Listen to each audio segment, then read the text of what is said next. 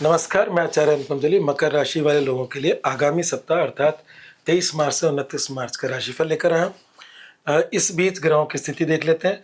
चंद्रमा की जो स्थितियाँ हैं जो हमारे सीधा मन पर असर करती है और जिसकी वजह से हम लोग आपके सामने राशिफल लेकर आ पाते हैं और जिसकी वजह से आपको मार्गदर्शन मिलता है, वो सप्ताहांत का दिन मतलब 29 तारीख को दोपहर 2:38 के बाद का जो चंद्रमा है वो थोड़ा सा कष्टकारी है। तो शेष सप्ताह आपके पक्ष का ही है, चिंता न करें। दूसरी बात क्या परिवर्तन आ रहा है कि मकर राशि वाले लोगों के लिए शुक्र बड़ा लाभकारी ग्रह होता है ना, राजयोग कारक होता है और शुक्र उच्च का है। हालांकि शुक्र का परिवर्तन भी लाभ दे जाएगा, ना सिर्फ ये उच्च का शुक्र लाभ देगा, जब परिवर्तित होगा और परिवर्तित कब होगा, वो 26 मार्च को होगा, मतलब 26 की सुबह परिवर्तित होगा और जब शुक्र यहाँ आएगा तो आपको करियर में ब्लेस कर देगा। तो इसलिए इस हफ्ते के ग्रहों का जो परिवर्तन है वो मोटे तौर पे आपके लिए शुभ लाभदायी है। कोई ऐसा नहीं है जिस पे हम कह सके कि चिंता करेंगे।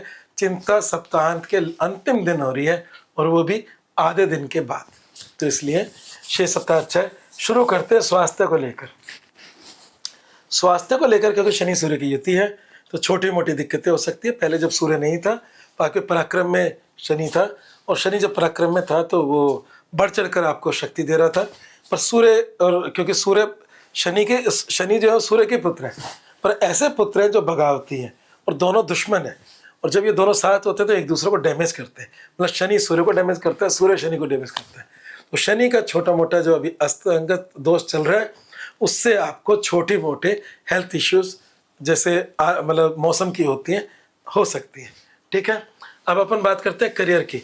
तो करियर के अंदर मैंने पिछली राशि में एक बात कही थी, तो उसमें ये था कि 1 से लेकर 4 तक अगर 3 से ज़्यादा ग्रह हो तो ऐसा व्यक्ति स्वतंत्र काम कर सकता है। तो इसमें 6 ग्रह मकर राशि में भी आपके पहले 4 के अंदर है, 3 पराक्रम में है, 2 आपके सेकंड राशि में है।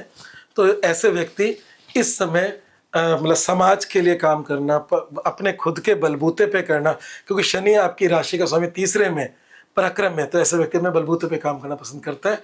और ये शनि अभी इस साल पर्यंत रहेगा तो इस समय आपके किए कार्य लोगों के नोटिस में भी आएंगे और उसकी प्रशंसा भी होगी। तो ये समय इस तरीके का चल रहा है।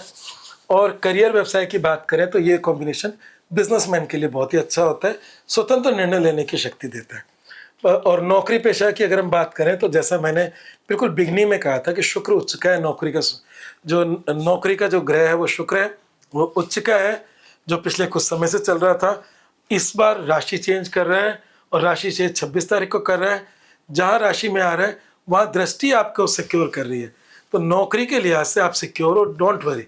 और सिक्योर ही नहीं हो, अगर आप कुछ अच्छा पसंद चाह रहे हो अपनी नौकरी से, अपने बॉसेस से, या आपके बॉसेस इस दौरान आने वाले 1 महीने में आपके कामों की प्रशंसा ही करेंगे, कोई अड़चने नहीं दिख रही। तो जो विगत में पराक्रम में उच्च का शुक्र था, तो आपने अभी पिछले 1 महीने में जो भी अपनी कंपनी के लिए काम किया है, जो भी नौकरी के लिए काम किया है, उसका रिगार्ड अब इस हफ्ते 26 के बाद से मिलना शुरू होगा।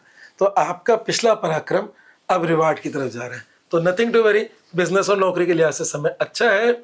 बात करते हैं विद्यार्थी जीवन की। तो विद्यार्थी जीवन का भी स्वामी शुक्र है, शुक्र उच्च का था, अच्छी बात थी। शुक्र का जो अभी परिवर्तन हो रहा है वो शिक्षा के लिहाज से कभी कभी आपको विचलन दे सकता है, क्योंकि शिक्षा के भाव से वो 12वां है तो वो विचलन दे सकता है। तो शिक्षा में पढ़ाई के अंदर एक टेम्परेरी रूप से कहीं ना कहीं मतलब विचलन का मतलब होता है आप पढ़ाई से दूर जा रहे हो, आपका मन नहीं लग रहा, तो वो चीज़ें जरूर हो सकती है। और अगर हम प्रेम प्रसंगों की बात करें तो प्रेम प्रसंगों के लिहाज से पिछला महीना बहुत ही अच्छा गया। शुक्र का राशि परिवर्तन प्रेम संबंधों में भी थोड़ी सी शिथिलता लेकर आ रहा है। अब बात करते हैं वैवाहिक जीवन की।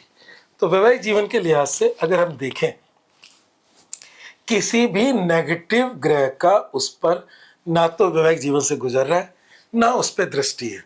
तो एक जैसा चल रहा था वैसा चलता रहेगा। कोई ना कहा उसे दोस्ती, ना कहा उसे बैर, मतलब ये इससे रिलेटेड उक्ति नहीं थी, पर कहने का मतलब यह है कि जैसा लाइफ में प्रेम संबंध आपके परिवार का चल रहा है, पति पत्नी का, वैसे ही चलता रहेगा। कोई उसमें उतार चढ़ाव नहीं आ रहे, कोई बवंडर नहीं आ रहा। ठीक है, तो इस प्रकार की स्थितियाँ हैं। हाँ, अब जो इसमें स्थिति खराब क्या है वो मैं बता देता हूँ। और मैंने मूल मंत्र भी उसी में लिखा है कि वाणी पर संयम रखें। आपके वाणी भाव में अंगारक योग बन रहा है, और वाणी पे संयम रखने का मतलब ये है कि आपकी जैसे हम बोलते हैं ना कि ये कैसी बदतमीजी की बातें कर रहे हो, तो आपके बोलने से आपके परिवार में संबंध नष्ट हो रहे हैं।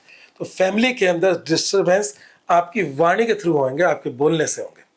तो आपका परिवार में थोड़ा बहुत फैमिली डिस्प्यूट्स, फैमिली के अंदर अपने परिवारजनों से डिस्टर्बेंस का सामना करना पड़ सकता है, जिसे हम पारिवारिक क्लेश कहते हैं, और उसमें बड़ी वजह आपकी वाणी रहेगी।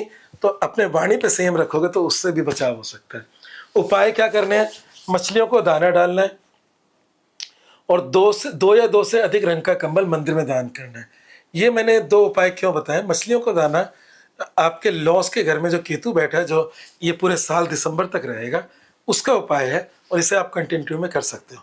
पर बहुत सारी ऐसी जगह हैं जहाँ नदी मछलियाँ नहीं होती है ना, ऐसे में आप चिड़ियों कबूतरों को दाना डाल सकते हो, है ना। वो ये तो हर जगह मिल जाएंगे।